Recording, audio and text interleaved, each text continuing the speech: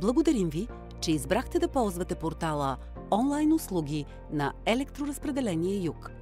В това видео ще разберете как да заявите услугата проучване на условията за присъединяване към електрическата мрежа и изготвяне на предварителен договор или становище.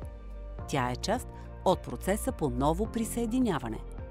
Преди да започнете процеса по заявяване на услугата, е добре да подготвите всички данни, с които разполагате, като документи за собственост, разрешения, пълномощни и технически данни за обекта. Вече сте влезли във вашия профил. Отидете на основното меню и изберете услуги, а след това списък с услуги. Тъй като услугата, от която имате нужда, е за потребяване на електроенергия, а не продажба, изберете категория услуги за потребители. Там ще намерите всички услуги по ново присъединяване. За да стартирате заявка за услугата, която желаете, натиснете бутон «Избери». Заявяването на услугата преминава през 6 стъпки. За да съхраните информацията, въведена на конкретната стъпка, и да преминете към следващата, е необходимо да натиснете червения бутон «Запази и продължи». Ако не успеете да завършите заявката, тя ще остане записана в портала до последната запазена стъпка чрез бутона «Запази». Информация за незавършените заявки можете да откриете в меню «Услуги», «Неприключени заявки». Оттам можете да продължите с заявяване на услугата или да я изтриете при желание. В първата стъпка се появяват данните от вашия профил. Прегледайте ги за вярност. Чак след това продължете към избора на цел на проучването от предложения списък. В зависимост от целта е необходимо да прикачите различни документи. Можете да ги сканирате или снимате с телефон. Важно е единствено да спазите изискванията за формат и големина на файла. Отбележете дали заявявате услугата в ролята на собственик или наемател. Ако сте наемател, тук трябва да прикачите нотариално заверено съгласие на собственика на обекта. Посочете дали обектът е в режим на съсобственост. Ако сте съсобственик, тук трябва да прикачите нотариално заверено съгласие от останалите съсобственици. Изберете «Запази и продължи», за да преминете към втора стъпка. Тук се въвеждат данни за местонахождението на обекта. Попълнете данните за населеното място. Колкото по-точна информация можете да дадете, толкова по-добре.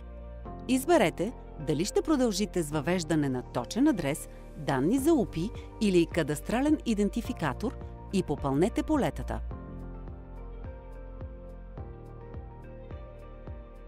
Въведете вида на обекта, като можете да ползвате наименованието от проектната документация. При възможност, въведете и допълнително описание в свободен текст. Изберете «Запази и продължи», за да преминете към следващата стъпка. На стъпка 3 се въвеждат технически данни за обекта. Започнете с общата мощност. Този показател е много важен. Затова ви съветваме да се консултирате с квалифициран проектант. Посочете броя на електромерите, между които ще бъде разпределена мощността. Посочете дали ще бъдат за битови или небитови нужди, както и броя на фазите. Попълнете само необходимите полета. Общият брой електромери се изчислява от системата.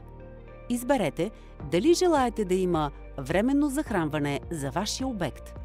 Ако отбележите «Да», системата ще ви даде опции за избор на период за временното захранване, мощността и вида захранване според броя на фазите. Прочетете внимателно каква допълнителна информация за експлоатацията на обекта е необходимо да предоставите и направете своя избор. Ние тук ще маркираме «Не». Изберете «Запази и продължи», за да преминете към следващата стъпка. На стъпка 4 можете да посочите дали желаете да получите фактура. Услугата е платена. Нейната крайна цена се формира на база на предоставените от вас данни за обекта.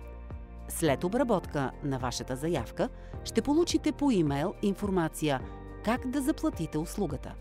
Ако желаете да получите и документ-фактура, трябва да посочите начина, по който да ви бъде изпратен – чрез портала e-фактура или на имейла, с който сте се регистрирали в платформата.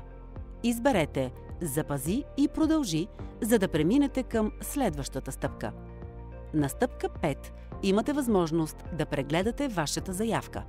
Ако имате нужда от корекции, използвайте бутона «Назад» в края на страницата или «Промени» под посочената от вас информация. След като се уверите в коректността на данните, въведете показания код за сигурност от сивото поле. Буквите могат да се въведат като главни или малки. Натиснете бутон «Изпрати заявката», за да заявите услугата.